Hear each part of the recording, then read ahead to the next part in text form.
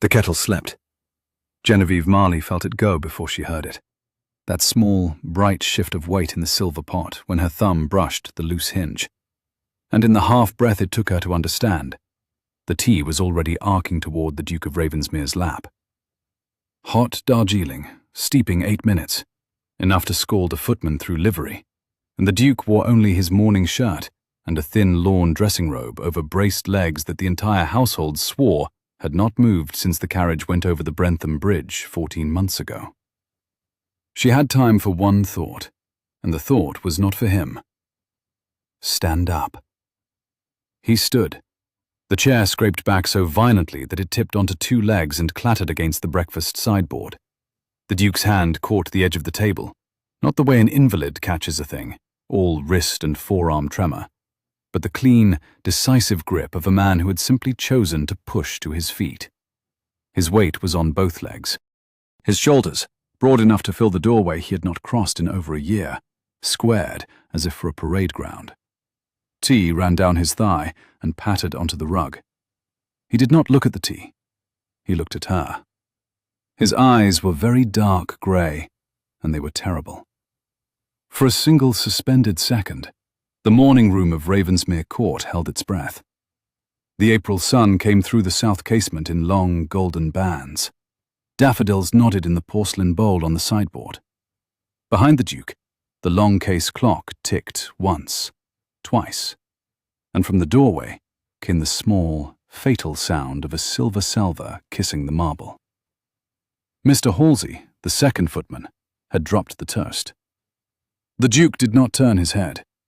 He spoke, and his voice was the voice of a man who had once commanded the 20th Light Dragoons at Quatre Bras.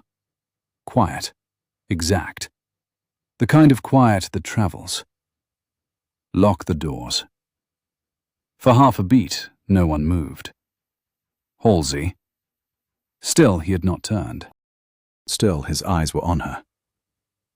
Both doors, the garden door and the corridor door. Now, and the key into my hand. Genevieve lowered the kettle, slowly, as if the act of setting it on the tray could be argued backward, undone, returned to the moment 1 minute ago, when she had merely been the new chambermaid, pouring breakfast tea for an invalid master. Her fingers did not shake. They had not shaken at her father's deathbed, and they had not shaken at the surgical mate's cot below decks at Cape Trafalgar, when she was 9 years old, and they did not shake now. She had known, of course. That was the unbearable part. She had known he could stand for at least 11 days. She had simply not known he would stand for tea. Mr. Halsey made small, terrified noises, but he was an English footman in an English house, and a Haworth Duke had given him an order, and his hands moved before his terror caught up.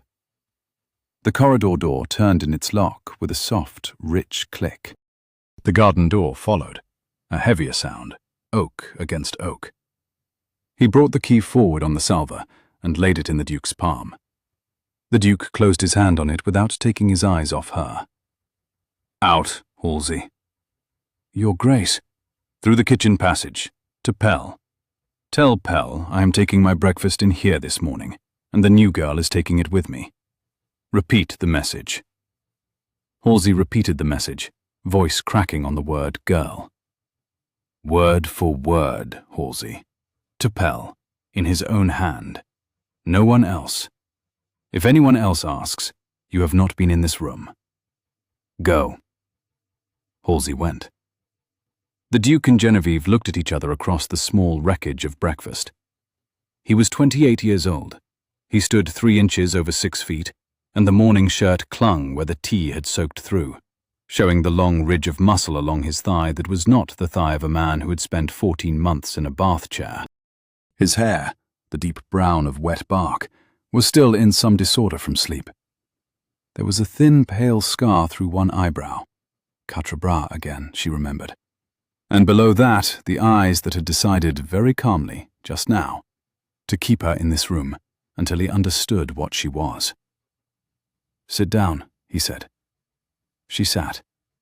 He moved toward her, and she watched him move, because watching was what she had been trained for and what she had been sent here to do. There was a stiffness in his right knee, old, mostly mastered. He compensated through the hip. The gait, by the time he reached the second chair at the table, was the gait of a man pretending nothing was wrong, which is to say, it was nearly perfect. Only someone watching for it could see. She had been watching for it. He sat across from her. He set the key on the table between them, very precisely, with the bow toward her hand. Then he poured himself a fresh cup of tea from her tray with his own hand, and his hand was perfectly steady. "You will tell me," he said, "in the order I ask, how long you have known, who sent you, and what you intend to do with what you have just seen." His voice had gone very quiet. "Lie to me," he added, "and I will know." Genevieve set her hands flat on the table on either side of her plate. She thought, with a kind of dry interior amusement that surprised her, that she had practiced this conversation in her head perhaps 200 times, and not once had she rehearsed it after spilling boiling tea on his trousers. 11 days, she said. His mouth moved. Almost a smile, almost not. Specific. You walked the length of the long gallery at 4 a.m. 11 nights ago, from the bust of the 7th Duke to the window above the Rose Terrace. There is a board near the window that gives, even when one steps lightly. I heard it from the linen room. What were you doing in the linen room at 4 a.m? Counting sheets? Try again. Listening for you. He did not blink.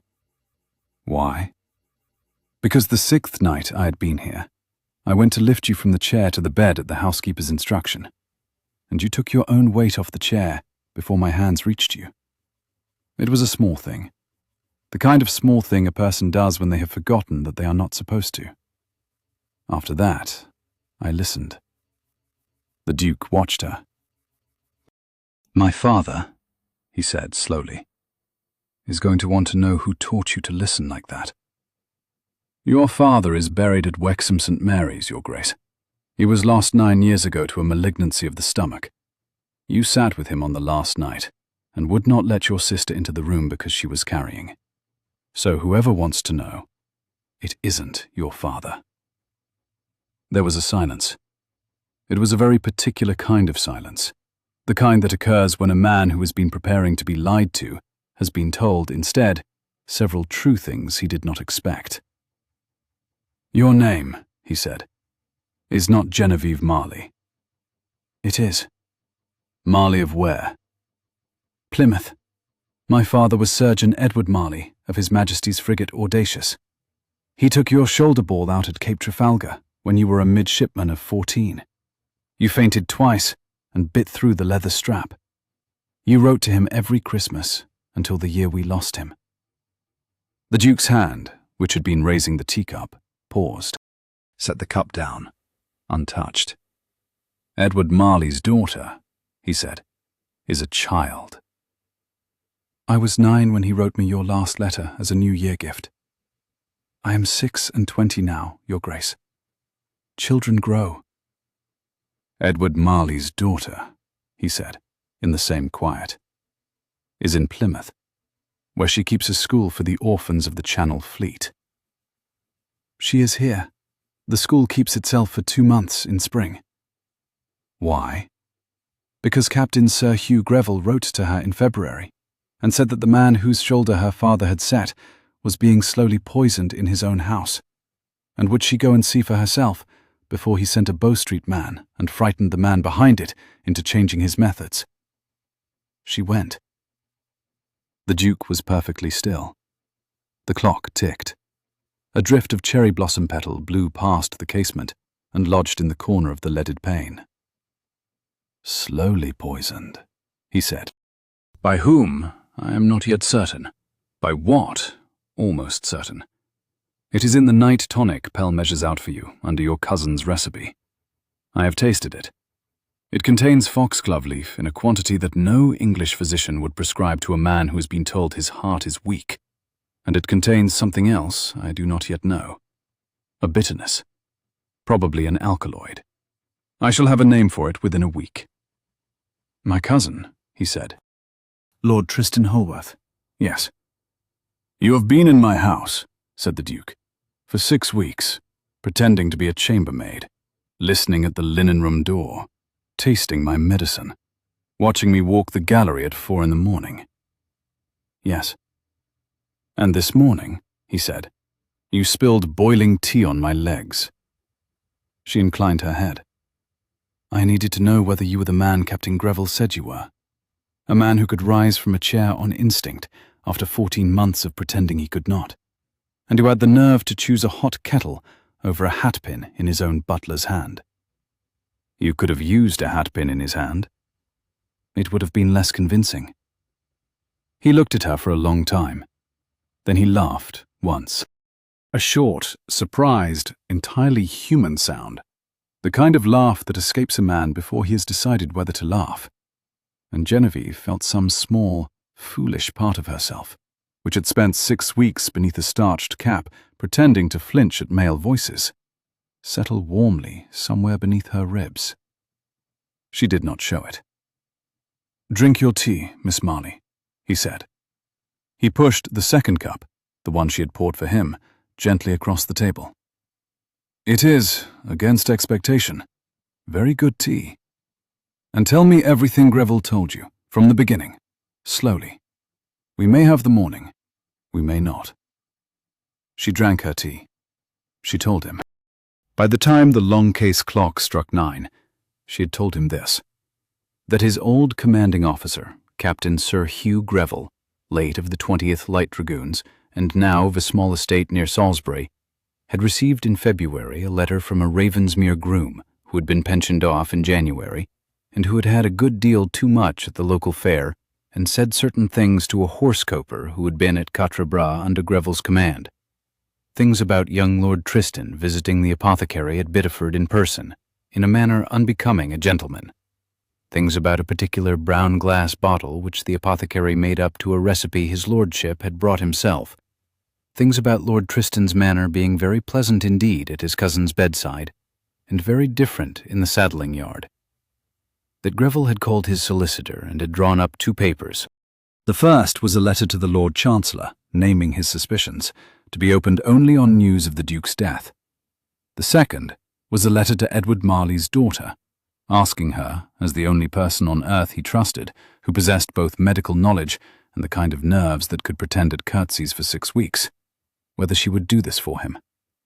That Greville had said, in his letter, only one personal thing, and only at the very end. He had said, "He is a good man, my dear. The boy who came back from Quatre Bras was not the boy who went to Quatre Bras, but the man inside him is the same. If he dies in his bed under this nephew's hand, I will not survive the news. Go." That she had not been able to refuse. The Duke listened to all of this without interruption. When she had finished, he sat for a long moment, looking at his own hand on the table, the broad palm and the long surgeon-set fingers. And at length he turned the hand over and looked at the inside of his wrist, as if checking for something there. Then he said, quietly, "The night tonic. How long?" 5 months at least, by Pell's count. He measures it himself, on Lord Tristan's recipe, every evening. He does not know. He does not know. No. Lord Tristan asks him personally each visit. Mr. Pell would die before he failed to measure a tonic correctly, Your Grace. He would also die before he believed your cousin had asked him to harm you. Yes. A pause. Pell would. He was silent for a time. Genevieve watched him think. It was an interesting thing to watch. There was no melodrama in it, no fist closing into the table, no flush of rage. Only the inward, steady reorientation of a man rebuilding a map of his own house, his own tenants, his own bedchamber, around the fact that someone he had known since boyhood had been killing him slowly for the better part of half a year. The grief was there. He absorbed it without performing it. "Why?" he said at last. "Did I stand?" For the tea? For the tea. Because some part of you is tired of pretending. Because boiling water on a lame man's lap is one of those small accidents that lame men cannot afford. And you have stood up from a chair so many times since January that the body did not consult you. Since January. At least since January, Your Grace. Probably December. It is impossible to fake a 14-month convalescence without practicing. The nights I heard you walk, you were walking like a man who had been walking for several weeks. He nodded slowly. Why have I been pretending? That, Your Grace, I do not yet know. It is, in fact, one of the 2 questions I came here with. And the other? Whether you knew you were being poisoned. I did not. Then I am relieved, Your Grace, because the other question had become very awkward. He looked at her. There was something at the corner of his mouth. Not yet a smile, but the place where a smile begins. Miss Marley. Your Grace? Why are you not afraid of me? She considered the question seriously. It deserved consideration. Because the Duke who was going to be afraid of, she said, would not have asked a footman to lock the doors. He would have asked him to bring a magistrate. Locking the doors is the act of a man who needs to think before he is observed. Magistrates are the act of a man who is already at the end of his thinking. You are not at the end of your thinking, Your Grace. You are very near the beginning of it. He did not answer that. He rose, not quickly this time, but with a deliberation that was almost ceremonial. He went to the bell pull, stopped, did not ring. He turned back to her. Pell, he said, must continue to measure my tonic. I must continue to take it. And I must continue, in front of every soul in this house except you, Pell, and Halsey, to be a man who cannot stand. Can you do this with me?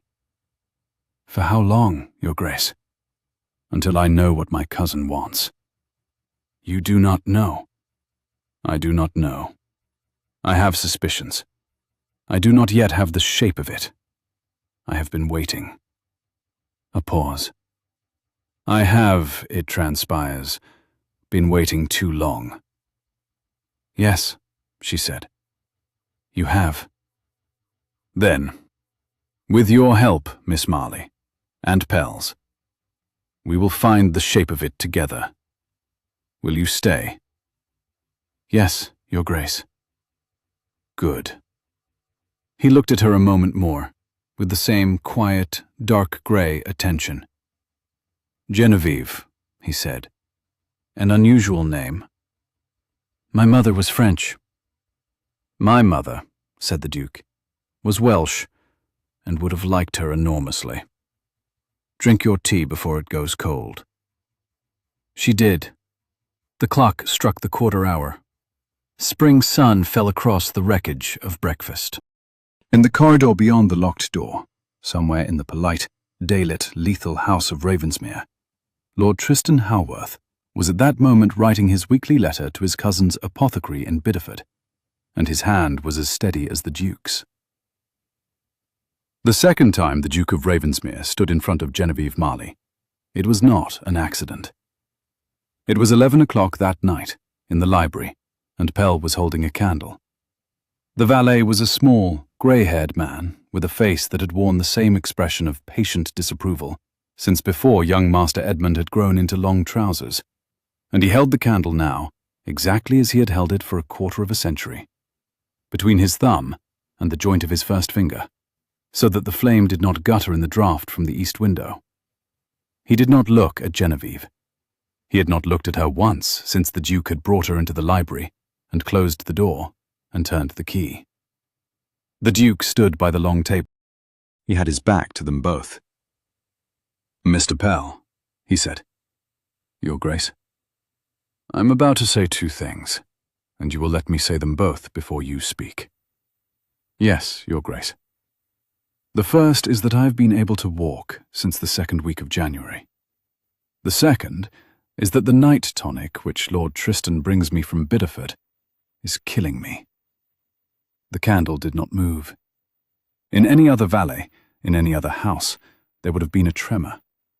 With Pell, there was only a long, slow lowering of the eyelids, like a man closing a ledger he had hoped would never be needed. When he opened them again, the disapproval was still in place. It had simply, Genevieve saw, deepened. "How long, Your Grace?" "The walking, since January. The poisoning, 5 months at least. Miss Marley has the medical knowledge, which I do not. I am told it is foxglove, and an alkaloid we do not yet name." "Miss Marley," said Pell, without turning his head, "is the new chambermaid." "Miss Marley," said the Duke, "is Surgeon Edward Marley's daughter, sent to me by Captain Greville. She has been in my house 6 weeks, watching for what neither of us was willing to see." There was a pause. "I see, Your Grace," said Pell, in the same tone in which he had once announced that Master Edmund had broken his collarbone falling out of an oak. The Duke turned. The library light, candles only, set the planes of his face in shadow. He was in evening shirt and breeches now. The dressing robe of the morning was gone. He stood as a man stands. When he saw Pell looking at how he stood, his mouth tightened. Not with shame, Genevieve noticed, but with the small wince of a man who hates to surprise a person he loves. "I have lied to you for 4 months, Pell." "Yes, Your Grace." "And to the household for 14. That, Your Grace, was different. You had reason." "Tell me." "Your Grace, tell me, Pell. I want to hear it from you. Tell me why I lied to my own house for 14 months. The valet's eyes came up at last. They were wet, but they did not waver. "Because," he said, "the doctor at Brussels told you, in front of Lord Tristan, that you would not walk, Your Grace, and his lordship laughed. He thought, Your Grace, that you did not see him laugh. But he laughed." A small, terrible pause. "And after that, Your Grace, you decided that no one in this house was going to know what you could do. You did not say it to me, but I saw." The Duke looked down at his own hands. "Yes," he said. "You wanted to see," said Pell, "what he did when he believed you were not coming back." "Yes." "He has done it, Your Grace." "He has." "And you have known," said Pell very softly, "for some time." "I have suspected. Until this morning I had not been certain." "And this morning?" "This morning I stood up to keep tea off my legs, and Miss Marley told me what was in my own glass." Pell turned then and looked at Genevieve for the first time. His face did not change. He bowed, a small, exact bow.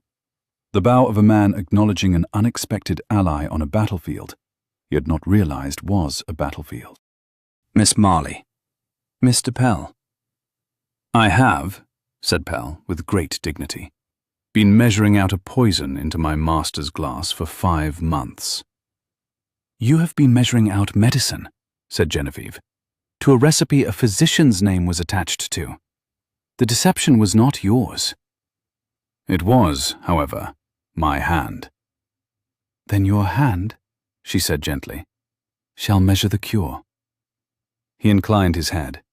Just once. It was the closest thing to a vow Genevieve had ever heard a manservant make. The Duke crossed to the table.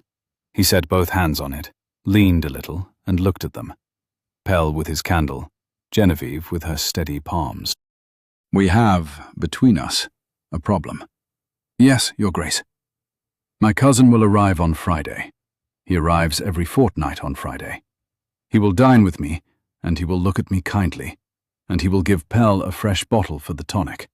He will also, between Friday morning and Sunday luncheon, look at the lawyer's boxes in my study, and at the rent rolls, and at the marriage contract drawn up on me at 23, which still, by an unfortunate clause, makes him my heir presumptive until I marry.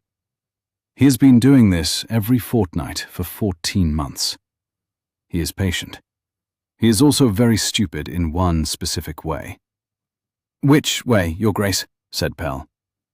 "He has never asked himself why I am still on my feet." There was a silence. Genevieve saw Pell's mouth tighten. "He thinks the dose," said the Duke, "is working.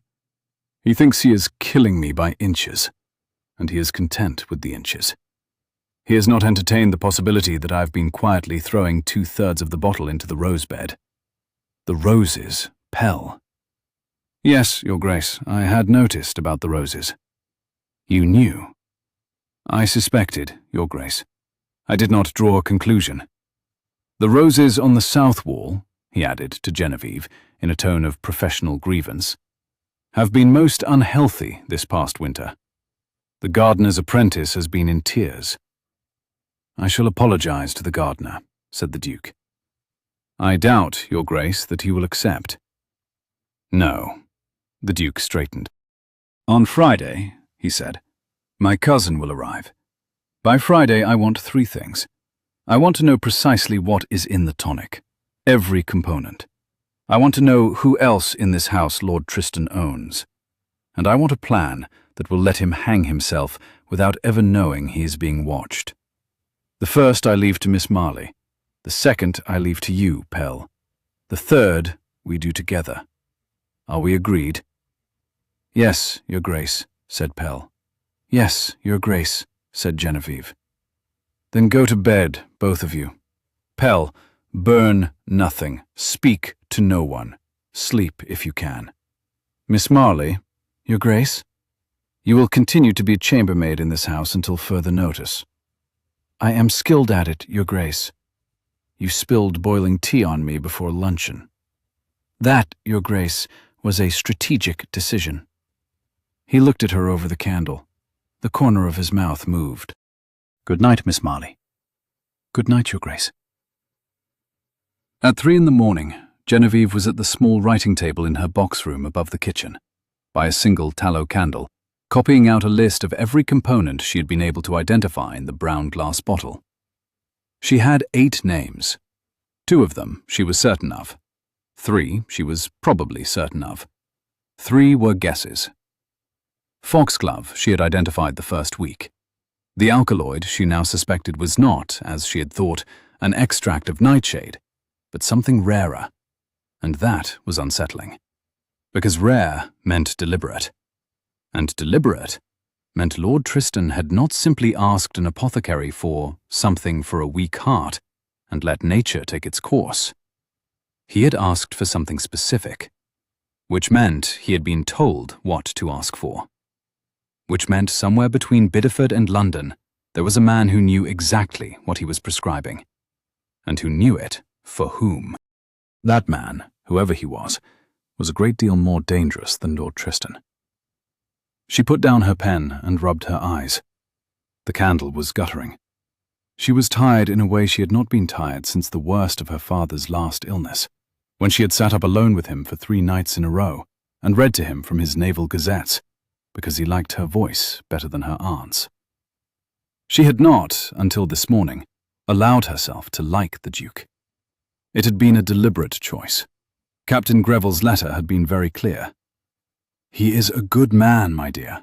He had been Greville's particular favourite.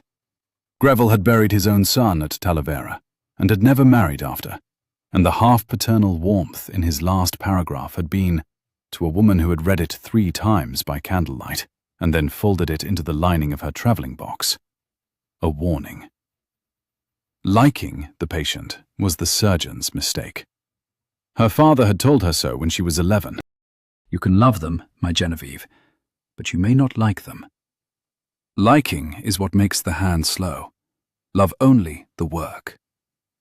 The trouble was that her father, who had been a wise man in many things, had not foreseen the Duke standing up from his chair like a man pretending nothing was wrong. He had not foreseen the small, surprised laugh.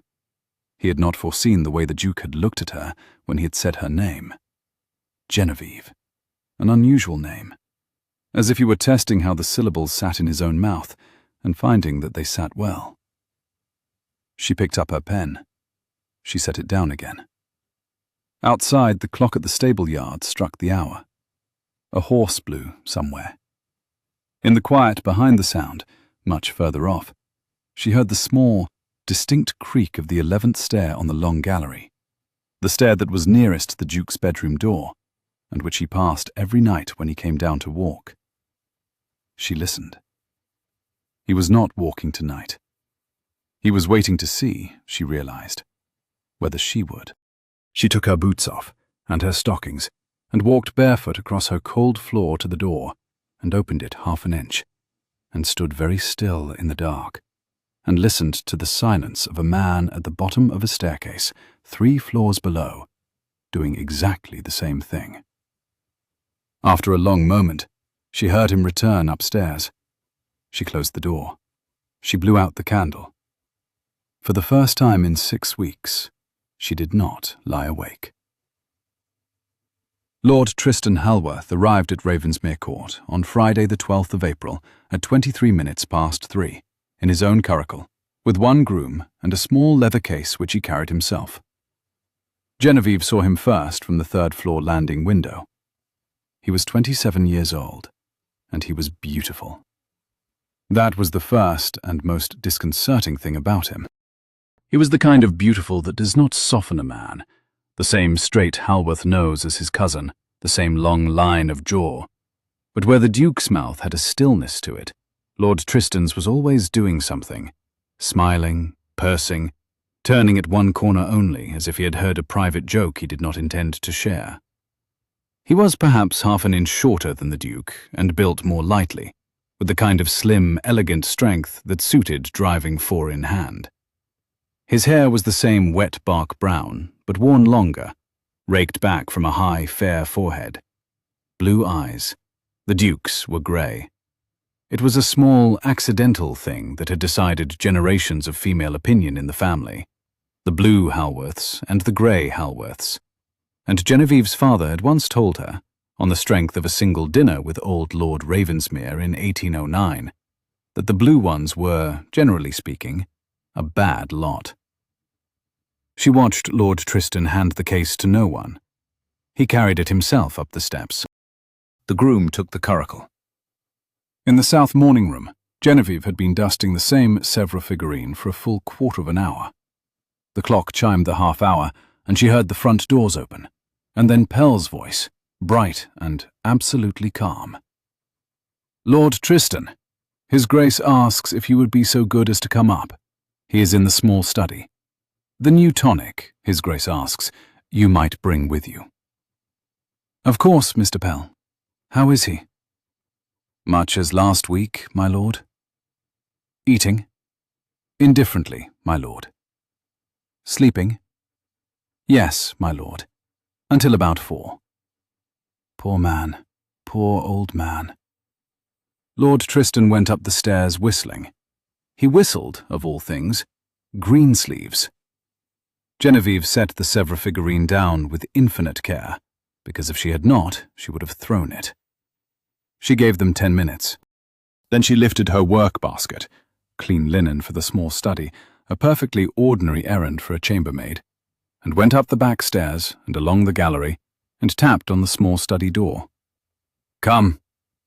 The Duke was in his bath chair, which had been placed in the bay window with the rug across his knees.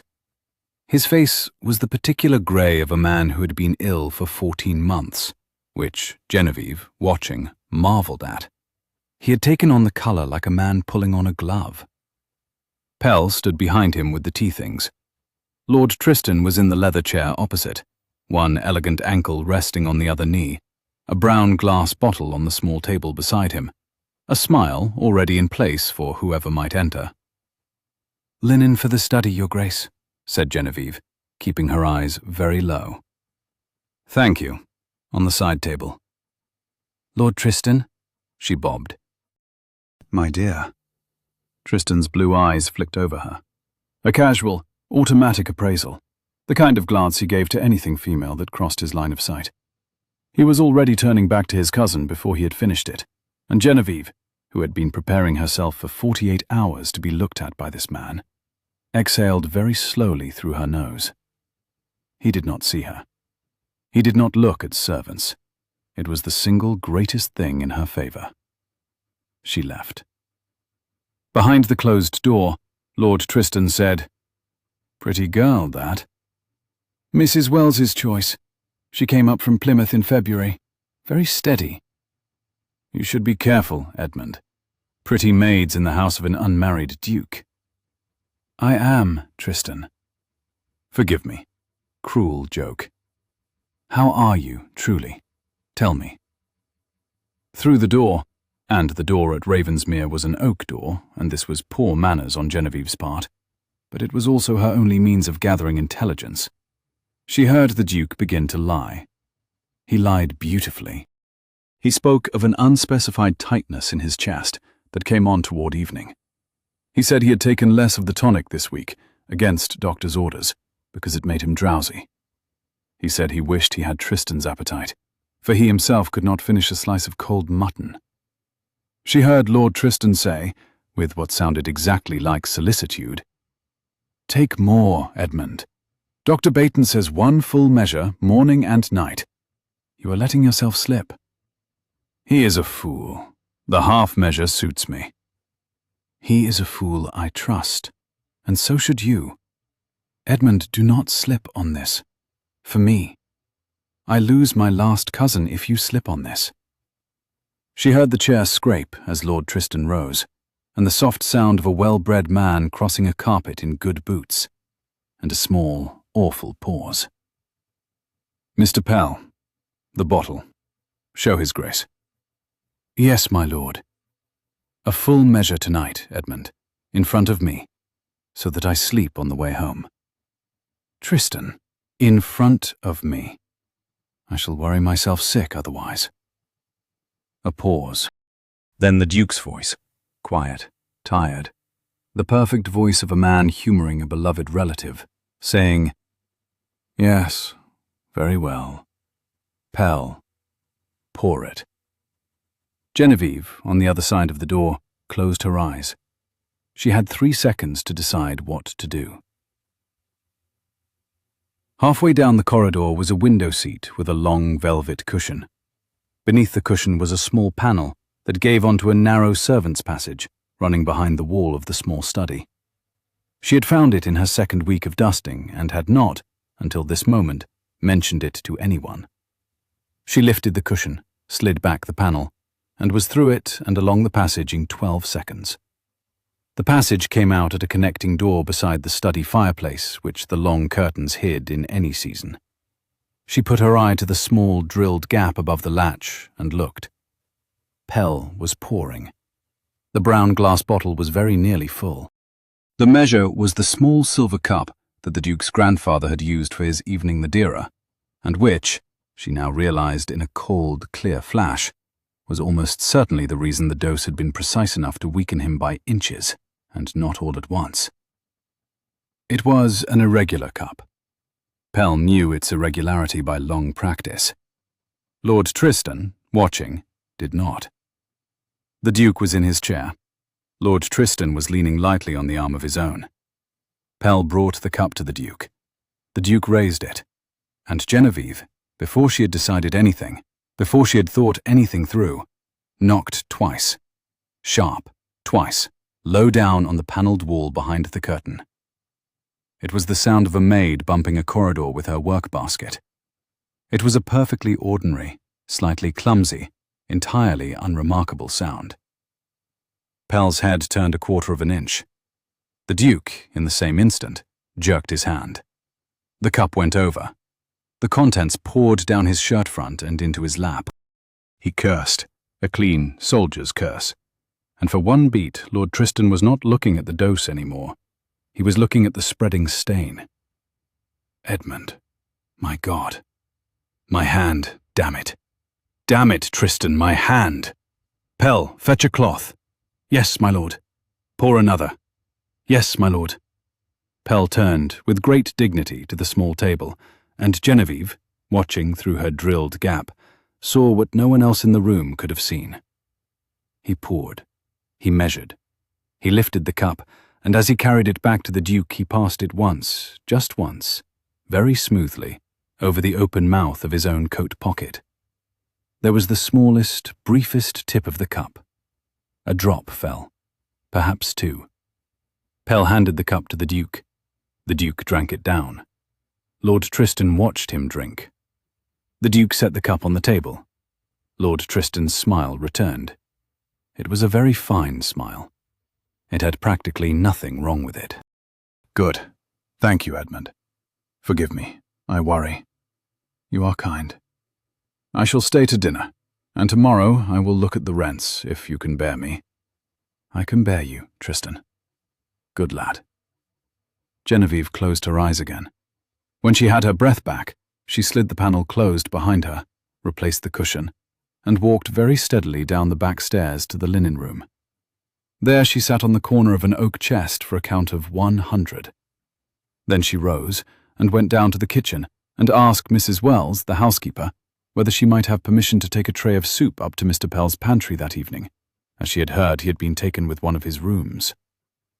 Mrs. Wells, who had a soft spot for any maid who looked after Pell, said yes. In Pell's pantry at 9:30, with the door bolted and the fire low, Pell removed from his coat pocket a folded handkerchief which had been wrapped, with great care, around something small and damp. He laid it on the deal table. He unfolded it. There was a stain on the linen the colour of weak tea, and at the centre of the stain, a single dark drop, perfectly preserved. 2 drops, Miss Marley. The cup carried 2 drops over the rim when his lordship was looking at his grace.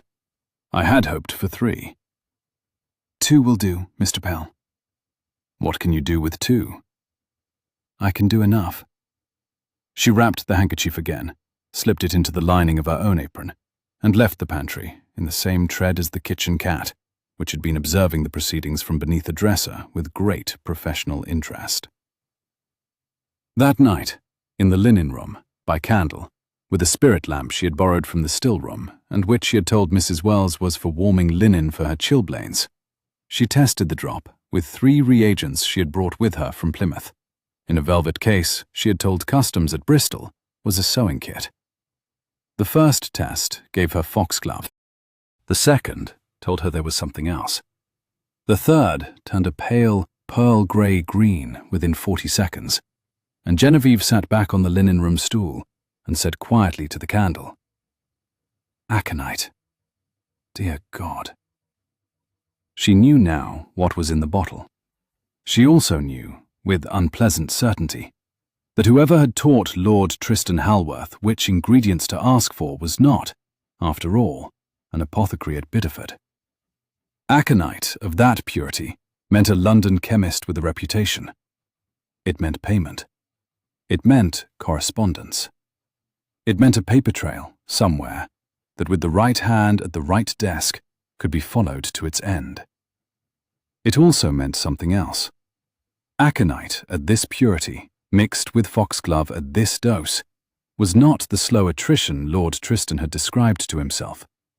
It was a man being kept on a long, slack rein. The rein could be tightened, at his lordship's pleasure, at any moment.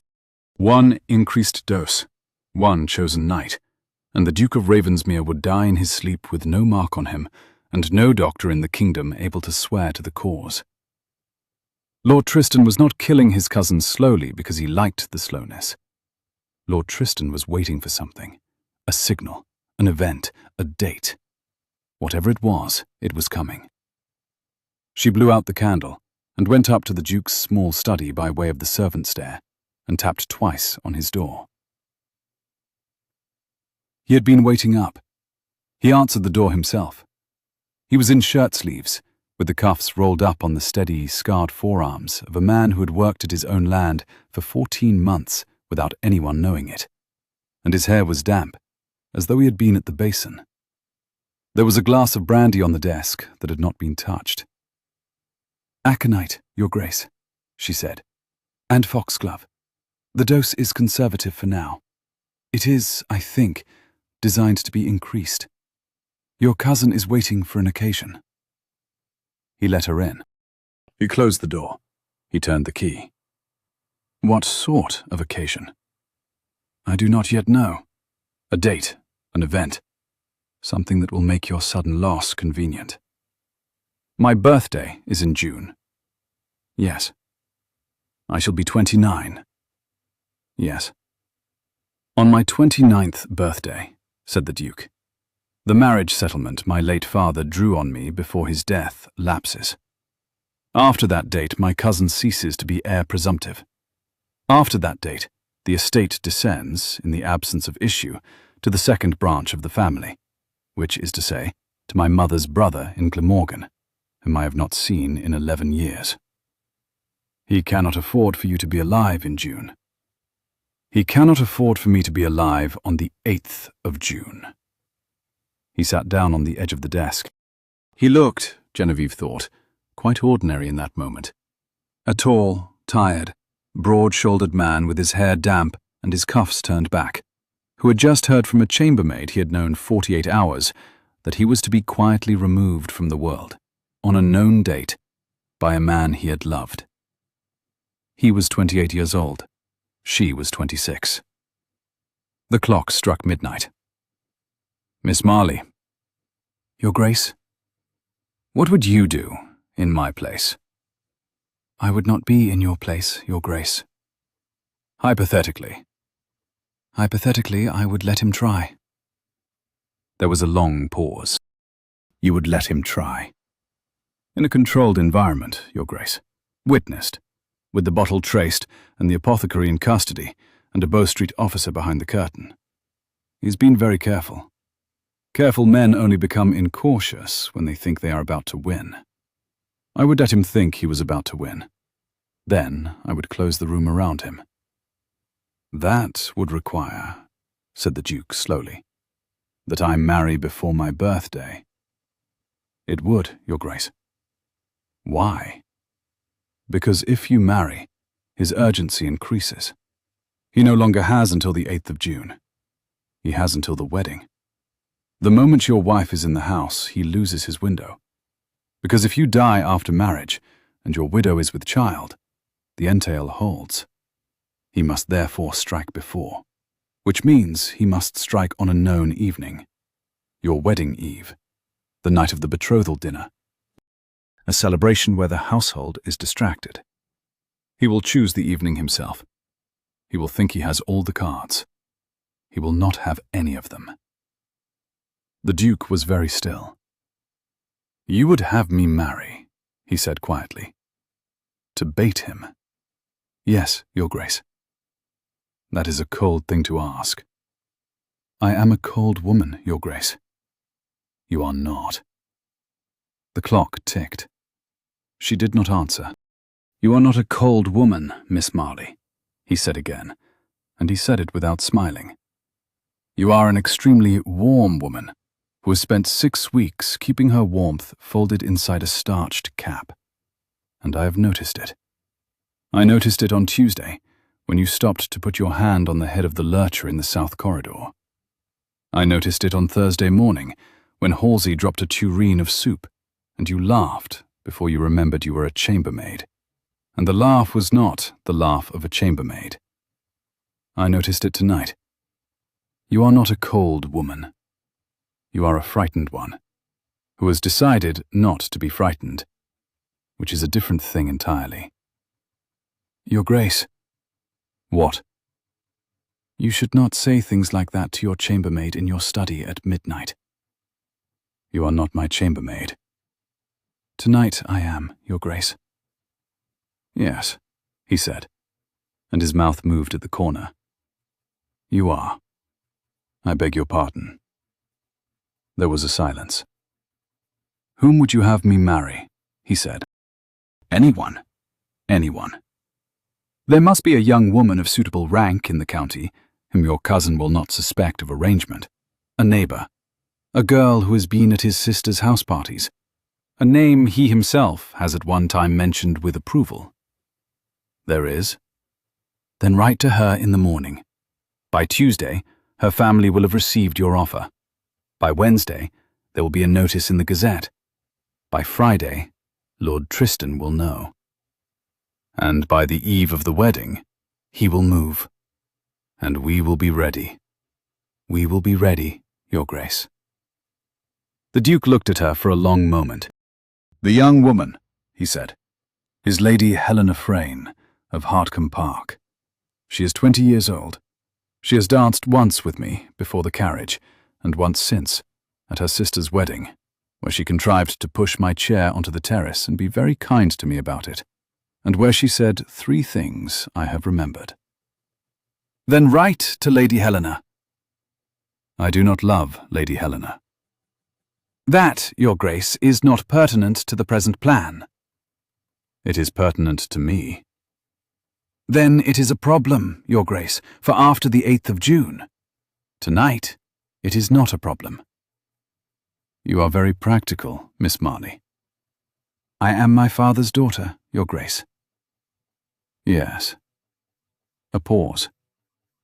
"Yes, you are. Good night." "Good night, Your Grace."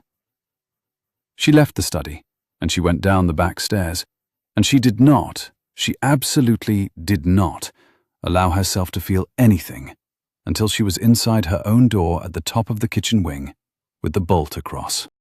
Then she sat down on the edge of her narrow bed and put her hands flat on her knees and breathed in and out for a count of 40. She had told a man she had known 48 hours to write a marriage proposal to another woman. It had been the correct advice. It had been the only advice. She lay down in her clothes and stared at the ceiling until the cocks crowed and the sky went grey at the small high window. And at some point she must have slept, because she woke to Mrs. Wells's bell, and her cheeks were dry. Lady Helena Frayne accepted the Duke's offer of marriage by return of post on the following Wednesday morning. It had been a brief, careful, beautifully written letter from the Duke. Genevieve had not, of course, read it, but she had seen the Duke writing it on the Saturday after Lord Tristan's departure, and she had seen the way he laid down his pen between sentences and looked at the rosebed beneath the window. And she had concluded, as she dusted the bookcase across the room, that he had said the necessary things about respect and esteem and shared interest, and had stopped, deliberately, short of saying any of the other things. Lady Helena's reply was brought up by Pell himself on a silver tray. "From Hartcombe, Your Grace." "Thank you, Pell." The Duke read the letter. He folded it very precisely. He laid it on the desk. He looked for a long moment at his own hand on the desk. Then he said, without looking up, "Mrs. Wells. Send for Mrs. Wells, please." "Your Grace?" "And send the new chambermaid to me. Mrs. Wells will know which one." "Yes, Your Grace." When Genevieve arrived 10 minutes later, Mrs. Wells was already there. The housekeeper was a stout, kindly woman who had been in service at Ravensmere 31 years and who had brought up 2 generations of Halworth boys with the calm authority of a Yorkshire trooper. She bobbed when Genevieve came in. She looked, Genevieve thought, distinctly puzzled. "Mrs. Wells," said the Duke, "Marley is to be promoted. She will take over the second-floor rooms from Polly Carter beginning this morning, and she will be one of the 2 chambermaids attending Lady Helena Frayne when her ladyship arrives next month for the betrothal dinner. Polly will move to the linen room." "Yes, Your Grace." "Also, Marley will dust this study herself, daily, and the small library. No other maid is to enter either room without my permission. Is that understood?" "Yes, Your Grace." "Marley, you understand?" "Yes, Your Grace." "Mrs. Wells, would you wait outside for one moment? There is a household matter I wish to speak of with Marley. 2 minutes." "Yes, Your Grace." Mrs. Wells went. She closed the door behind her with a small, knowing tilt of her head, the tilt of a woman who had seen many strange decisions made in this house over 31 years, and had never, not once, asked a question about any of them. The Duke and Genevieve looked at each other across the desk. "Lady Helena says yes," he said. "I am glad, Your Grace." "You do not look glad." "I look composed, Your Grace, which is what I am paid for." "You are paid for being a chambermaid, Miss Marley, and I have just promoted you out of your wages." Then I shall have to be composed for free, Your Grace. He looked at her. Then, surprisingly, he smiled. The first proper smile, she thought, that she had seen from him. Marley, thank you. Your Grace, you have not yet asked what for. For staying. I have not yet stayed. I have not yet finished. You will. He turned the letter on his desk. The wedding is set for the 3rd of June, 5 days before my birthday. Lady Helena prefers a small ceremony, which suits us. She will arrive on the 25th of May with her mother and a single maid. There will be a betrothal dinner on the evening of the 28th. You and I have, by my count, 6 weeks. 6 weeks, Your Grace. My cousin will be at the dinner. Yes, Your Grace. He will look at me, and he will look at Lady Helena, and he will calculate. Yes, Your Grace. And then he will move. Yes, Your Grace. The Duke lifted his teacup. It was empty. I shall require, he said, a great deal of tea. I shall ensure, Your Grace, that none of it spills. He looked at her over the rim of the empty cup. Pity, he said. She left the room before her face could betray her, and she did not let it betray her in the corridor either. But on the back stair, she put her hand against the wall, and she stayed there for the count of 7 before she could go on. The next 6 weeks were the strangest of Genevieve Marley's life. She had, at 26, lived through a yellow fever outbreak in the lower deck of HMS Audacious, and through her father's last cancer, and through a school she had built herself out of a single Lent room in Plymouth and 43 orphans of the Channel Fleet. She had thought herself unsurprisable. The 6 weeks at Ravensmere taught her she was wrong. By day, she was a chambermaid. The promotion gave her access to the rooms that mattered, the Duke's small study, the small library next to it, the dressing room beyond the Duke's bedchamber, and, once Lady Helena's arrival was set, the suite of 3 rooms in the East Wing being made ready for her ladyship. She dusted, she turned mattresses, she changed water, she mended a tear in a brocade curtain that no one had asked her to mend, because Mrs. Wells was an excellent housekeeper, but she had not yet noticed the tear, and Genevieve had been raised by a naval surgeon who took a poor view of things going unfinished. By dusk, she was something else. At 7, after her supper in the kitchen with the upper servants, she went to the small study. She knocked twice. She let herself in. She locked the door behind her. The Duke was always there. So was Pell, half the time. Sometimes it was just the Duke and a map of the house spread on the table, and the brown glass bottle on the windowsill where the sun could not reach it. Sometimes it was the 3 of them and a list. Sometimes it was the Duke and Mr. Andrew Sayer. Mr. Sayer had been the 3rd surprise. He had arrived on the 18th of April, by post-chaise, in the dusk, with no portmanteau and no announcement, and had been let in through the tradesman's entrance and brought straight up the back stairs to the study. He was a small, sandy-haired, weather-beaten man of 40, with a slight Cornish burr and very clean hands, and he was, the Duke explained quietly to Genevieve as soon as she had locked the door, a Bow Street runner. Sayer had bowed. Genevieve had bowed. They had sat down, all 4 of them, around the Duke's table, in the lamplight, and they had begun to build the trap. Sayer's contribution was the apothecary at Bideford. His name is Mr. Holroyd, Your Grace. He has a respectable shop. He has, however, a less respectable correspondence with a Mr. Quayle of Mayfair, who is a chemist of no reputation whatever, and a gentleman in his own habits, whose habits are extensive. Quayle supplies, Holroyd compounds. His lordship picks up. The bottle that comes to your study is the 3rd hand it has passed through, which makes it difficult, Your Grace, but not impossible to follow. We have not yet caught his lordship in the act of receiving it. Once we do, we have him. I propose, with your permission, Your Grace, to have a man at the Bideford shop on Tuesday next. You have my permission. And I propose, with your permission, Your Grace, to be in this house, quietly, On the night of the betrothal dinner. You will be. Disguised, Your Grace? As a footman. Yes, Your Grace.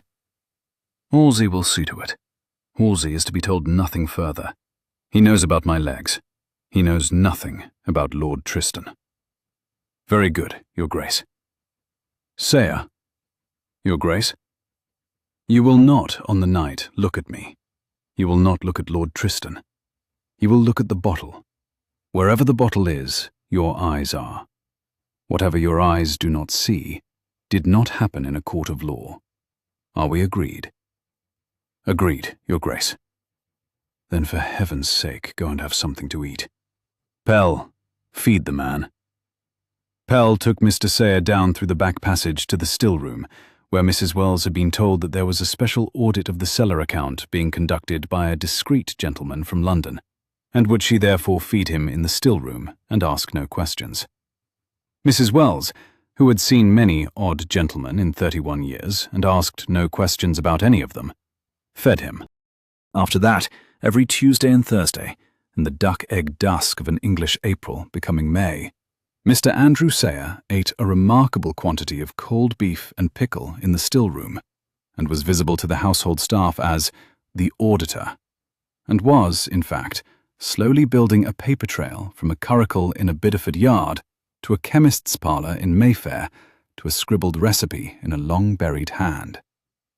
Twice a week, also, Genevieve went to the Duke's study. She had not anticipated this part. She had thought, vaguely, that she would visit the study perhaps 3 times.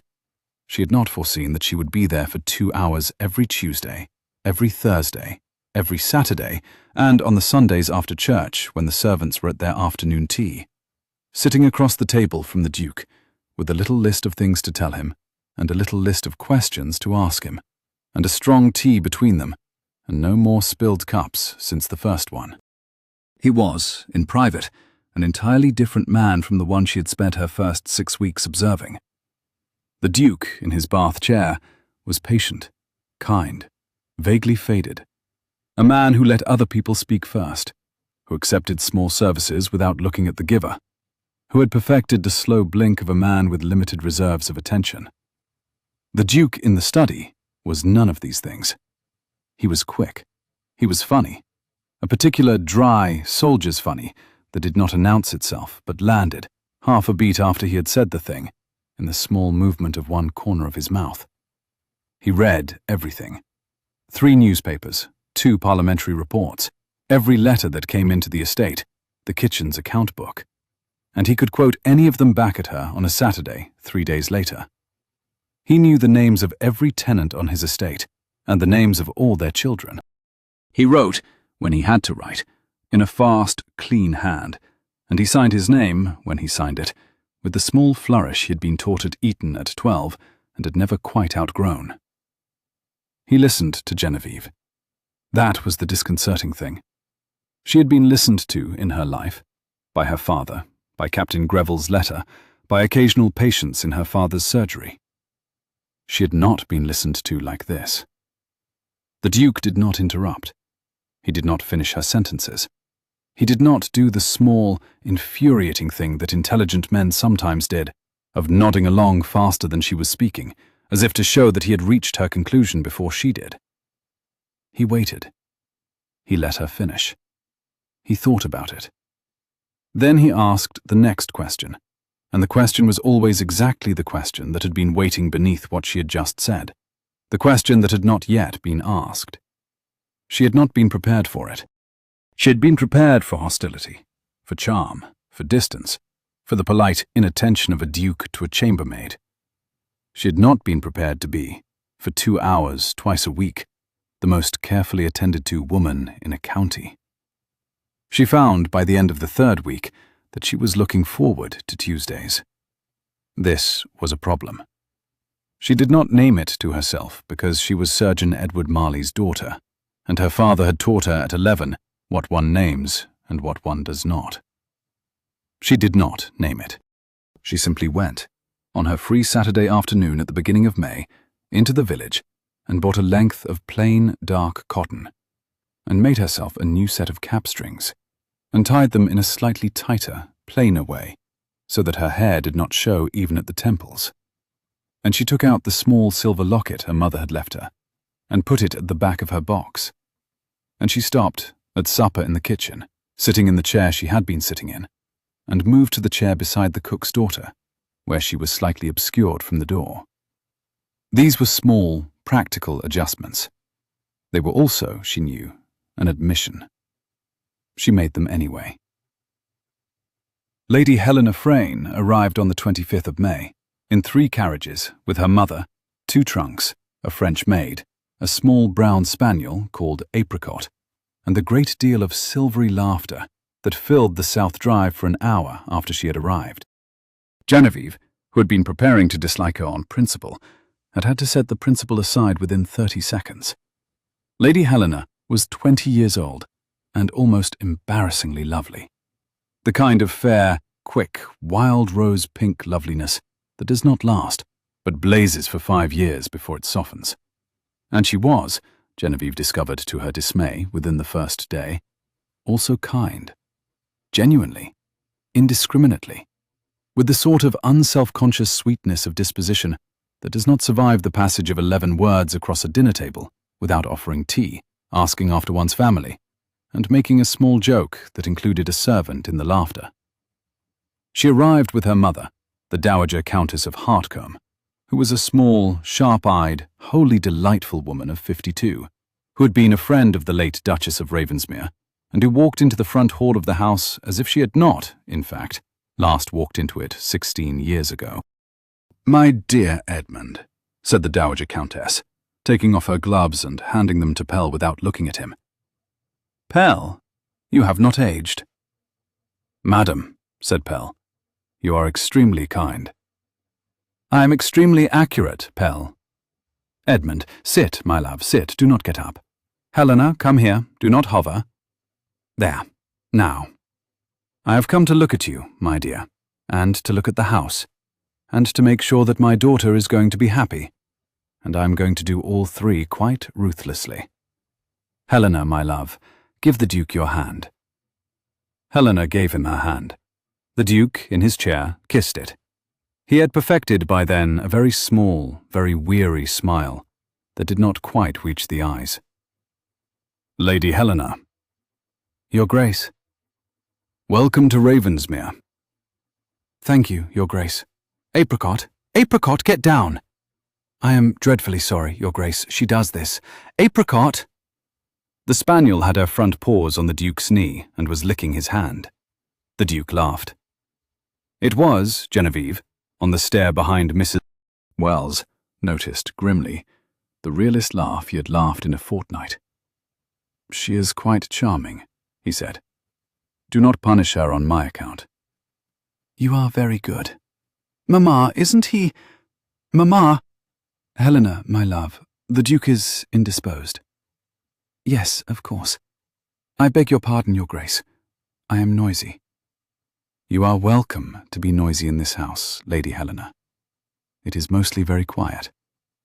"Then I shall practice being noisy, and you shall tell me when to stop." "I shall not tell you to stop." You kissed her hand again. He was very kind to her. It was, Genevieve noticed, a particular kind of kindness. It was the kindness of a man who had genuinely intended, when he wrote his letter, to make this girl as happy as he could, and who had been spared from the obligation only by the intervention of a chambermaid and a Bow Street runner and a brown glass bottle. He had not, she noticed, told Lady Helena he loved her. He had not pretended. This was, she thought, a small mercy of his character. In the days that followed, the dressing-room fittings, the rehearsals of the wedding luncheon menu, the meetings with the Ravensmere chaplain, the long afternoon ride along the Dower House Drive that Helena took with her mother and came back from, glowing. Genevieve did her duty. She turned down Helena's bed. She brought up her morning chocolate. She arranged the wild flowers Helena picked herself in the garden into a Sèvres bowl beside her dressing table. And the next morning, Helena would have moved them to the windowsill because she liked them in the sun. She took Helena's letters down to the post bag. She did not ever look at Helena's face for longer than the count of 3. She was not ever asked to. Helena treated her with the warm, slightly distracted kindness of a girl who had been raised among devoted servants and had no reason to suspect that any of them might harbour, beneath their starched caps, any feelings other than the warm, slightly distracted gratitude she was familiar with. It was Helena's mother who looked at her. The Dowager Countess had been at Ravensmere 4 days when she found Genevieve in Helena's dressing room, alone, kneeling beside an open trunk and folding a velvet pelisse with the fluent care of a woman who had been folding things since she was 4. "You are not from this house," said the Dowager. Genevieve looked up. "Marley, ma'am. Promoted from the 3rd floor in April." "I see." The Dowager moved into the room. She closed the door behind her. "You came up from where, child?" "Plymouth, ma'am." "From whom?" "My father's house, ma'am. He was a naval surgeon. We lost him 9 years past." "Marley." The Dowager's eyes narrowed. "Edward Marley, of the Audacious?" "Yes, ma'am." "My husband," said the Dowager slowly, "served on the Audacious as a midshipman in the year 4. He spoke of your father all his life. He said—" She paused. "He said he was the only naval surgeon he had met whose handwriting his wife could read." "My father practiced handwriting, ma'am, deliberately. He thought it was a small kindness to his correspondence." The Dowager looked at her. She looked at her for a long time. Genevieve, kneeling, with the velvet pelisse half folded, looked back. "Child," said the Dowager, very quietly, "what are you doing in this house?" "Folding her ladyship's pelisse, ma'am." "That is not what I asked." There was a long silence. "Ma'am," said Genevieve, choosing her words with great care, "I have been asked by a friend of my late father's to be, at this house, for a few weeks, what I have always been, which is a careful person. I have promised to be no more and no less. I shall return to Plymouth in June." The Dowager was silent. "My daughter," she said at last, "will be cared for, ma'am, in this house, as long as I am in it." "As long as you are in it?" "Yes, ma'am." "You will not be in it long, you say?" "No, ma'am." "Marley," said the Dowager softly, "look at me." Genevieve looked up. The Dowager's eyes were grey and very intelligent. She had, Genevieve noticed for the first time, the same grey as the Duke, Welsh grey. The mothers of half the great houses in England had been Welsh in the last century, and it had bred a particular kind of sharp-eyed woman. "My late husband," said the Dowager, "left me with a great many pieces of advice for life, of which I have used most. He told me, among other things, but when one finds an unexpected ally in an unexpected uniform, one does not ask what they are doing. One asks what one can do for them. Marley, what can I do for you?" Genevieve closed her eyes for a moment. She had not, in the past 6 weeks, expected this. She had not allowed herself to want it. The kindness of the Dowager Countess, which was different in kind from the Duke's careful attention and from Helena's distracted sweetness. This kindness was the kindness of a clever older woman seeing another clever younger woman in danger and offering, without ceremony, a hand. This kindness almost broke her. She set the pelisse down. "Ma'am?" "Yes, my dear." "On the night of the betrothal dinner, the 28th, you may be asked, I think, to step into a room where you do not expect to be needed. I cannot tell you which room. I can only ask that you trust the person who asks you, and that you take her ladyship with you." The Dowager regarded her for a long moment. "That night, child." "That night, ma'am." "I see." A pause. "I shall not ask," but I expect, after, an explanation. From the Duke, if not from you. You shall have it, Ma'am. The Dowager nodded, once, briskly. She turned to the door. With her hand on the latch, she paused. Marley, Ma'am. My husband would have liked you very much. She went out. Genevieve put the police down. She covered her face for the count of 5.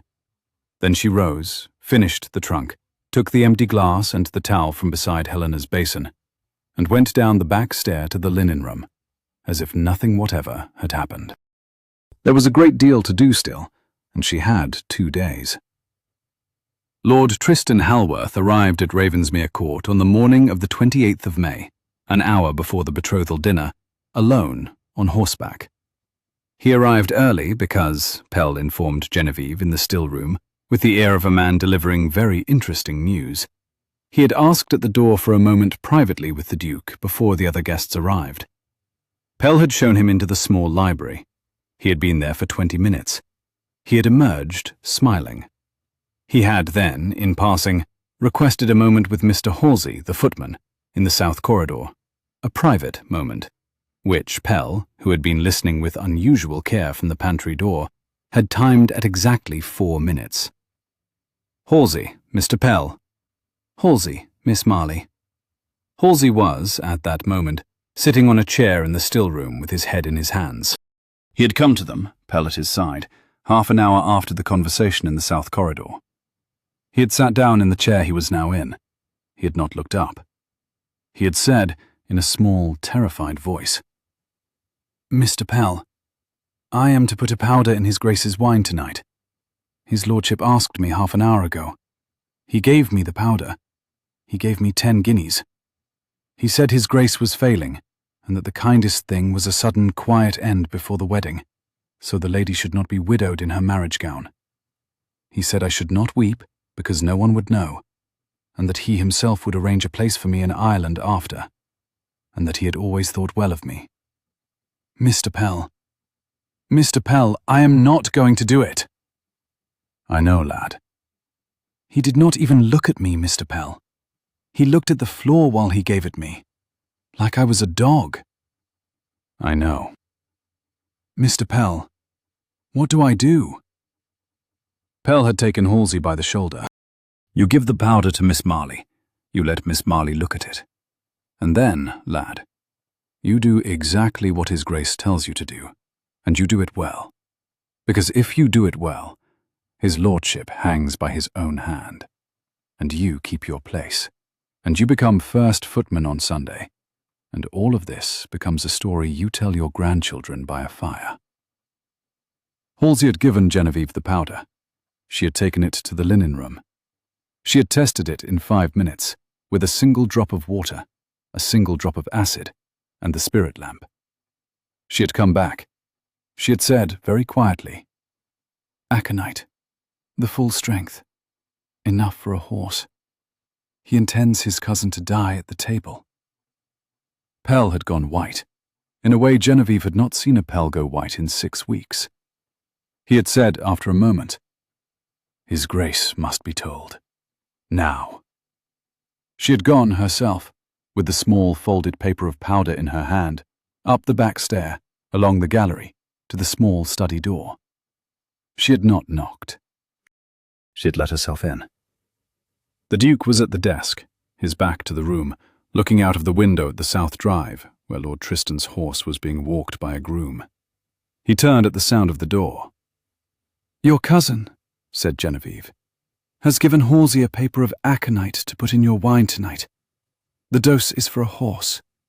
He has paid Halsey 10 guineas and the offer of a place in Ireland. The Duke looked at her. He looked at her for the count of 3. Then he held out his hand. She put the paper in it. He looked at the paper. He did not tremble. He cannot wait. He cannot wait, Your Grace. He cannot wait until the wedding. He cannot wait until tonight is over, Your Grace. He intends you to die before the cake is cut. The Duke set the paper on the desk. He has miscalculated, he said quietly, in 3 places. He has miscalculated in believing Halsey is corruptible. He has miscalculated in believing I will be watching him at table. He has miscalculated in believing his apothecary has not been turned. A pause. And he has miscalculated, although he does not yet know it, in one other thing. What thing, Your Grace? He has miscalculated in believing that the only woman in this house with eyes is the woman in the dining room. He looked at her. Miss Marley. Your Grace? After tonight, you will not be a chambermaid in this house. After tonight, Your Grace. We shall see. You will not. I forbid it.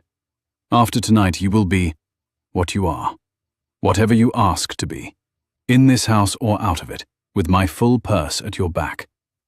Are we agreed? Your Grace, may we speak of it after tonight? Yes. He folded the paper. He set it inside the inner pocket of his coat. Yes, tonight first. Will you go and find Mr. Sayer and tell him about the powder? And will you, in 20 minutes, come down the south stair and into the small library and stand behind the curtain, the third curtain from the door. There is a hassock there. Halsey knows. Halsey will be at the buffet. Pell will be at the door. Lord Tristan will be at the table. Sayer will be... You will see where Sayer will be. You will hear everything. You will not speak. You will be, in this house, what you have been for nearly 2 months. A careful, listening woman who is not in the room until the room needs her. Is that understood? Yes, Your Grace. Good. Then go. She went. The betrothal dinner of the Duke of Ravensmere and Lady Helena Frayne on the evening of the 28th of May, 1816, was attended by 12 people and witnessed, in part, by a 13th, who was concealed behind a brocade curtain at the far end of the small library, and who could see, through a small parting in the velvet, the entire length of the dining table. The dining room of Ravensmere had been, until that night, a melancholy place. Its long mahogany table reduced to 1/3 of its leaves for 14 months, its candelabra lit only on Christmas. That night the leaves were in. The table was set for 12. 2 long branches of candles burned at either end. The plate had been brought up from the strong room for the first time since the late Duchess's funeral, and the silver soup tureens reflected the firelight in long, oily gleams. Spring flowers, apple blossom, white lilac, deep blue iris, stood in 2 low Sèvres bowls at the centre. The Duke was wheeled in by Pell at 5 minutes past 7. The chair was placed at the head of the table. The footman behind it was Halsey, who looked, to anyone glancing at him, exactly as he always looked. A tall, neat, sandy-haired Devon boy of 22, who had been in service since 15, and could be trusted, as everyone in the house knew, to fill a wine-glass and not say a word out of turn. The footman behind the Duke's right hand was a new man. He was small, weather-beaten, sandy-haired, with very clean hands. He was introduced by Pell, to anyone who asked, as Mr. Carter, on loan from the Dowager Countess's establishment for the evening. No one, of course, asked. Lord Tristan Halworth sat on the Duke's right. This had been arranged by Lord Tristan, who had, with the most charming concern, suggested to Mrs. Wells that he be placed there because his cousin tired easily and might wish to converse without raising his voice. Mrs. Wells, who had been told by the Duke that morning that whatever Lord Tristan suggested was to be agreed to, had inclined her head and said it was a kind thought. Lady Helena sat on the Duke's left, in a gown the colour of pale primroses, with her mother beside her. Genevieve, behind the curtain in the small library, which adjoined the dining room by a connecting door, currently held closed only by the thinness of an old oak frame and the worn brass latch, saw all of this through a half-inch parting in the velvet. The library candles had been put out. She stood very still. She had a small, folded square of paper in her sleeve, her own, the second copy of the aconite test from Bideford, in case any officer of the law that night required immediate confirmation. She had her father's old folding lancet, also in her sleeve, in case any officer of the law that night required something else. Soup was served. Fish was served. The Duke ate the soup, said little, smiled tiredly, and drank, to the great satisfaction of his cousin, watching him over the rim of a glass, about half of his small white wine. Between the fish and the meat, Halsey moved to the buffet, opened the second decanter, a fine red claret, which had been brought up that morning by the cellar boy under Pell's eye, and from which not one cork in the entire bottle had been touched by any other hand, and began, in the calm, slightly bored manner of an English footman, performing a task he had performed 3,000 times, to pour. He filled the glass at the Duke's right elbow first, as etiquette required, because Lord Tristan was the senior gentleman after the host. He stepped behind the Duke. He paused for half a second over the Duke's glass, with the decanter very slightly tipped, and at that precise moment the second footman, the small weather-beaten man with the very clean hands, stepped past him to retrieve a fallen napkin from beside Lord Tristan's chair. The two footmen brushed shoulders. The decanter, in Halsey's hand, jolted. A small fold of white powder, which had been, for the past 14 seconds, palmed in Halsey's right hand, disappeared into the open inner pocket of the second footman's coat. Halsey continued to pour. He filled the Duke's glass with claret. He stepped back. No one at the table had looked up. The Dowager Countess had been making a small, dry observation about the Bishop of Winchester to her host. Helena had been laughing.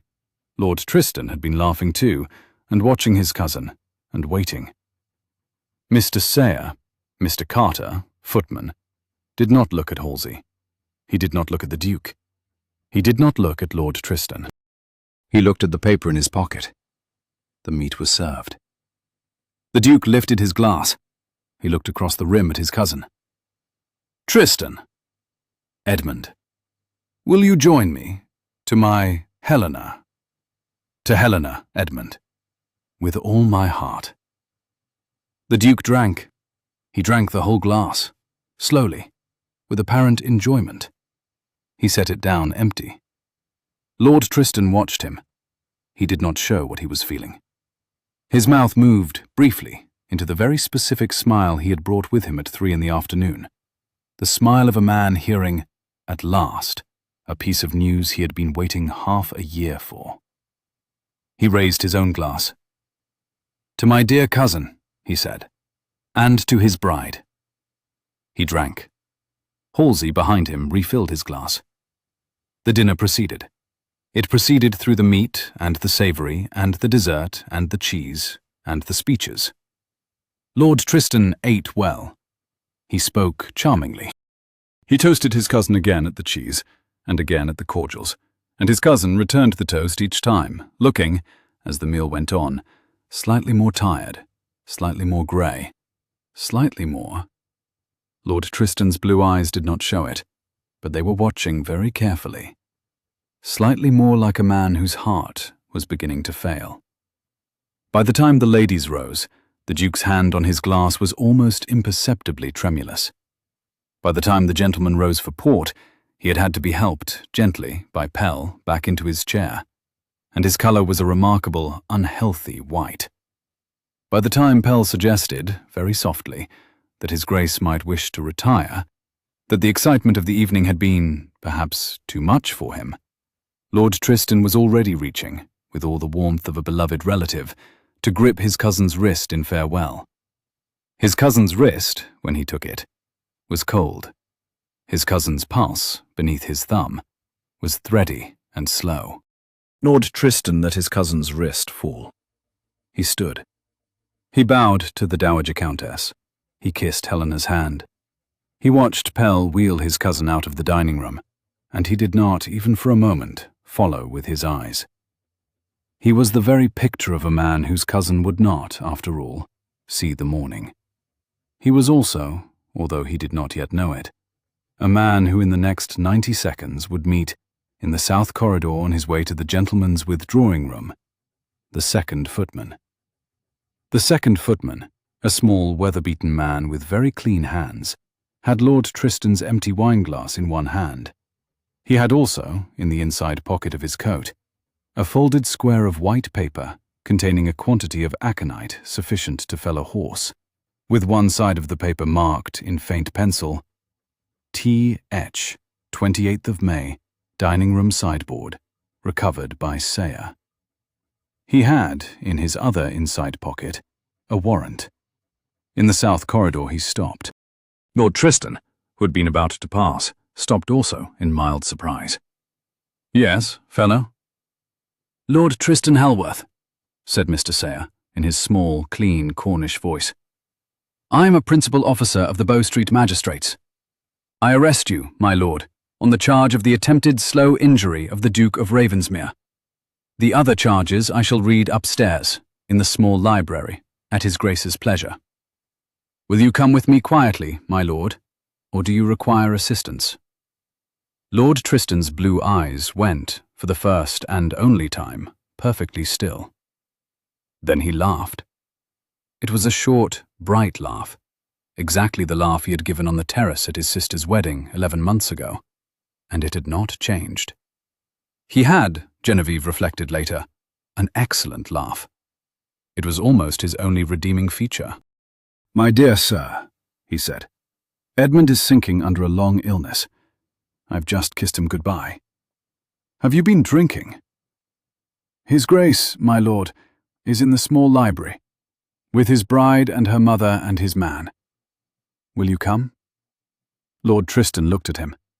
Behind Mr. Sayer, in the doorway of the south corridor, Mr. Halsey had appeared. Behind Mr. Halsey, the second footman from the village, in fact, the third Bow Street officer, had appeared. They were both very quiet, and they were both very large. Lord Tristan's face did not change. He went with them. In the small library, the candles had been relit. The Duke sat in a chair by the fire. He was, Genevieve noted as she stepped out from behind the brocade curtain, no longer pale. The half-glass of claret he had taken at dinner had been, by careful arrangement with Pell, mostly water, with a small, theatrical addition of port to the colour. His hand had trembled only because he had chosen to make it tremble. His skin had gone grey because he had spent 9 weeks practising it. His pulse, when Lord Tristan had taken it, had been thready and slow, because the Duke had, with the instinct of a soldier and the willpower of a man who had spent 14 months being underestimated, sat very still in his chair for the count of 2 minutes, and slowed his own breathing to the rate of a man asleep. He was now perfectly upright. He was sitting forward in the chair, not back. His legs were crossed at the ankle. He had a glass of perfectly genuine claret in his hand, untouched. Beside him stood Pell, with the small folded paper of aconite from Halsey's coat pocket. The white paper Halsey had been given that afternoon. The white paper which had not, in fact, ever entered the Duke's wine, open in his hand. On the small table between them lay 3 more papers. The first was the recipe Lord Tristan had brought from London the previous autumn, written in the hand of Mr. Quayle of Mayfair, which Mr. Sayer's man at Bideford had retrieved from Mr. Holroyd's strongbox the previous Tuesday with the help of a magistrate's warrant. The second was a letter from Mr. Quayle of Mayfair to Lord Tristan Halworth, dated the 7th of February, which had been intercepted by Mr. Sayer's correspondent at the post-house at Bristol 6 weeks ago. The third was a sworn affidavit of Mr. Halsey, taken that afternoon at 6 o'clock by Mr. Sayer in the still room of Ravensmere Court, regarding 10 guineas, a powder, and a place in Ireland. Lord Tristan was brought into the room. He looked at the table. He looked at his cousin. His cousin looked back at him, very quietly. For a long time, no one spoke. Then Lord Tristan said, in a small, even voice, almost without bitterness, almost only with surprise, "You were not sinking." "I was not." "You walked." "I have walked since January, Tristan." "Since January. Since January." A pause. "Edmund," said Lord Tristan, I do not. Edmund, I am very sorry. I shall not pretend. You are quite right. I shall not pretend. Thank you. Edmund, may I sit? You may sit. Lord Tristan sat. He sat in the chair opposite his cousin, with the small table between them, with the papers facing him. He looked at them. He looked at his hands. He looked at his cousin. It was the title, he said. I know. It was always the title. You know what my father was like with me. He used to say I had been born a Halworth by accident, and he was sorry for it. He used to say it at dinner, in front of guests. I know, Tristan. You know. I know everything Uncle Stephen ever said to you. We grew up in the same house. I was sorry for you. I'm still sorry for you. That does not change what is in those papers. No. A pause. No, it does not. There was a silence. The fire cracked in the grate. What happens now? Now, said the Duke, Mr. Sayre will take you to the gatehouse. There is a magistrate waiting there, and a constable. From the gatehouse, you go to the assize court at Exeter. From Exeter, depending on the assize, you may be removed to London. The case is already prepared. You will not be hanged. I would prefer to be hanged. I'm sure you would, Tristan. You will not be. Why? Because you are a Halworth, and because the Dowager Countess of Hartcombe has been kind enough to allow my engagement to her daughter to be quietly dissolved by mutual consent at midnight tonight. And because this house has had, in 14 months, all the public scandal it can presently bear. You will be sent to a private retreat house at Berkhamsted, under the care of a Dr. Walpole, who is an excellent man. You will be there for the remainder of your life. You will see no one. You will write to no one. You will not, before you ask, be permitted to write to me. The estate will continue to support you. You will be comfortable. You will be alive. You will not, however, be in the world. Lord Tristan looked at his hands. That is generous, he said. It is what our grandfather would have done. Yes, he was generous. Tristan? Yes. Goodbye. Lord Tristan rose. He bowed. He had perfect manners, even now. He turned, without looking at the Duke again, and walked between Mr. Sayre and Mr. Halsey, out of the small library, and down the south corridor, and out of the front door, and out of Ravensmere Court forever. The Dowager Countess of Hartcombe, who had been sitting in the corner of the room with her daughter's hand in hers, watched him go.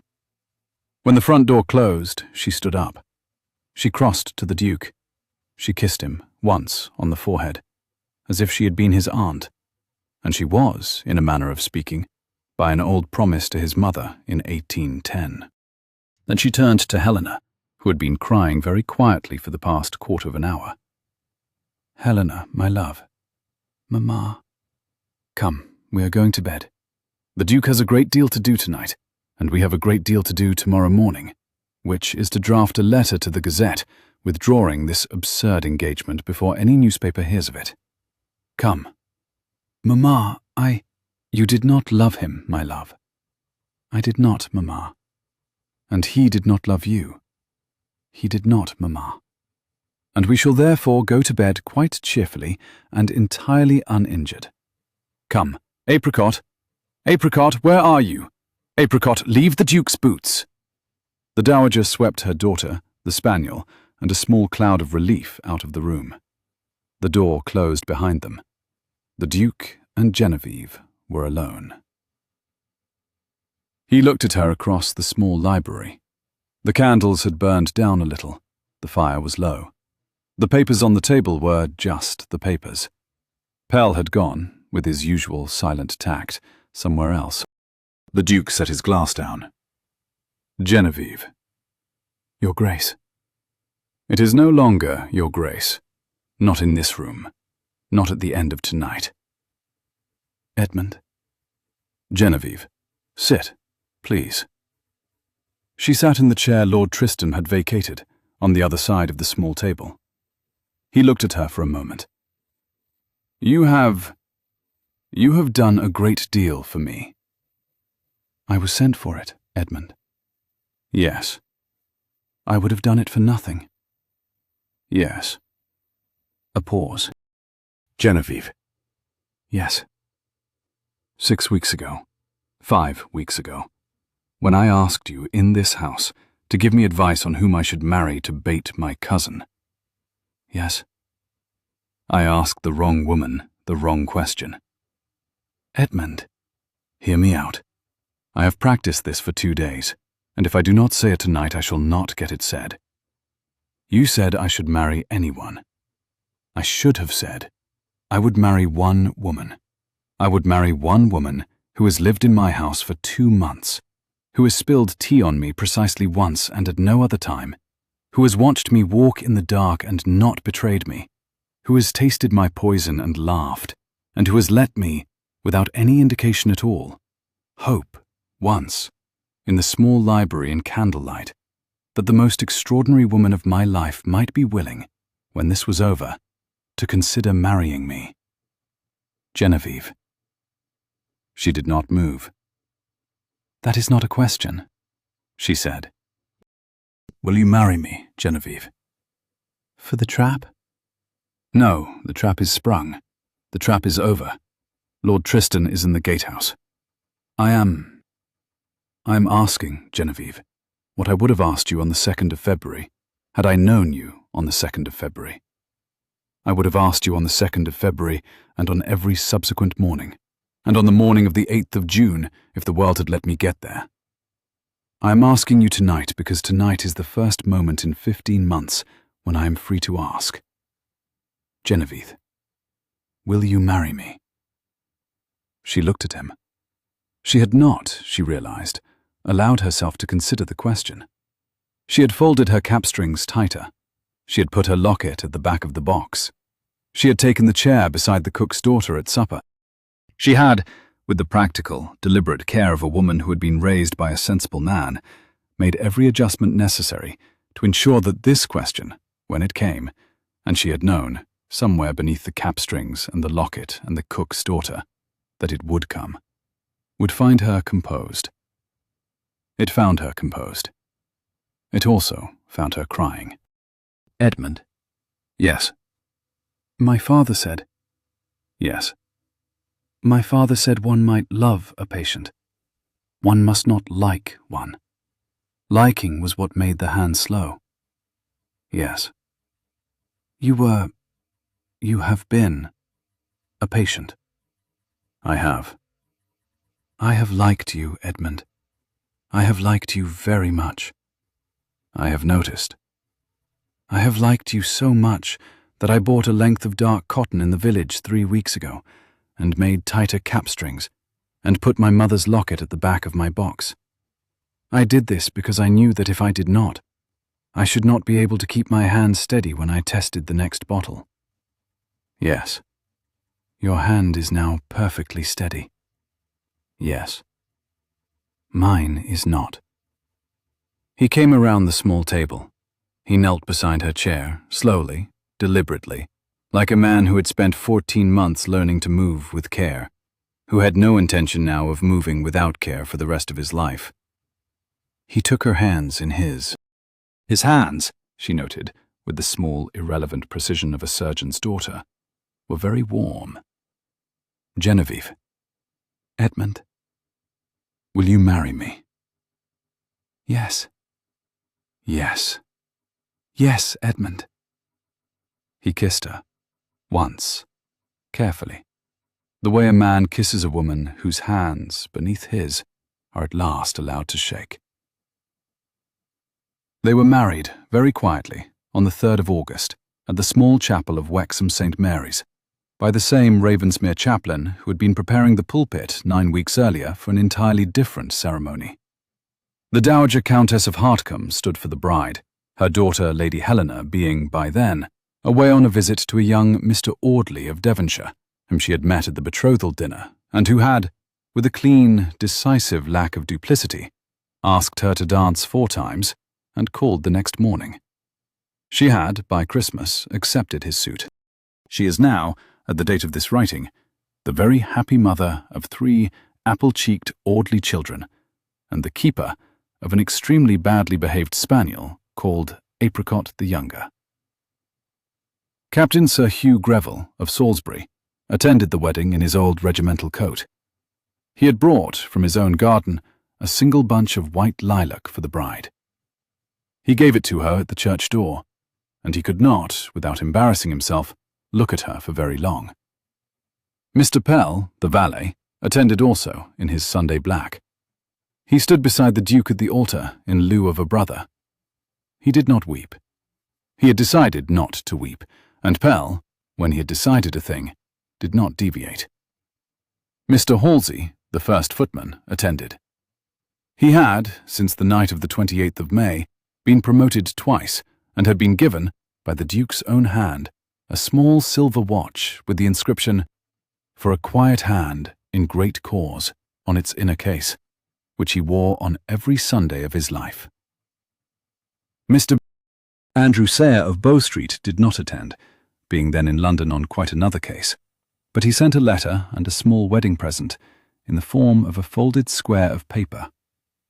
The paper had, in pencil, the words, T.H., 28th of May, dining room sideboard, recovered by Sayer, and it had been, at one time, Lord Tristan Halworth's principal evidence against himself. The Duke kept it in the drawer of his small study, beside his marriage lines. In the spring of 1817, 10 months after the wedding, on a morning in late April, the new Duchess of Ravensmere rose at 6:30. The sun was already on the south casement of the breakfast room. The daffodils were nodding in the porcelain bowl on the sideboard. The long case clock ticked exactly as it had ticked the year before. A drift of cherry blossom petal blew past the leaded pane and lodged in the corner of the glass. She came down in a morning gown, the precise dark blue of the iris she had carried at her wedding. The Duke, who had come down before her, was already at the breakfast table. He rose when she came in. He still rose every morning when she came in. He was not, as it happened, very tall, but he was, that morning, 6 feet 2 3/4 of the steadiest man in the county. She came round to his chair. She set her hand on his shoulder. "Edmund." "Genevieve." "Tea?" "Please." She poured. Her hand was steady. She did not, thank God, spill a drop. She set the teapot down. She looked at him. "It is a very good kettle," she said gravely. "It is a very ordinary kettle." "I have," she said, "had it newly hinged." He looked up. His mouth moved at the corner. "Have you, my love?" "Quite recently." "I am relieved." "I thought you might be." He took her hand. He raised it to his mouth. He kissed the inside of her wrist, slowly, without performance, in the morning sun. Outside, a thrush sang. In the corridor beyond the open door, both doors were open that morning, and would, by the small new daily order of the house, never again be locked at this hour. Pell could be heard scolding the under-footman about a tray of toast. The Duchess of Ravensmere drank her tea. "Pull your chair closer to the fire. If you have ever spilled something at exactly the wrong moment and discovered, in the chaos that followed, that it was in fact exactly the right moment, that the small, clumsy accident your hands had made in the dark was in fact the door through which an entire life could come into a room, then you will know what kind of morning that was.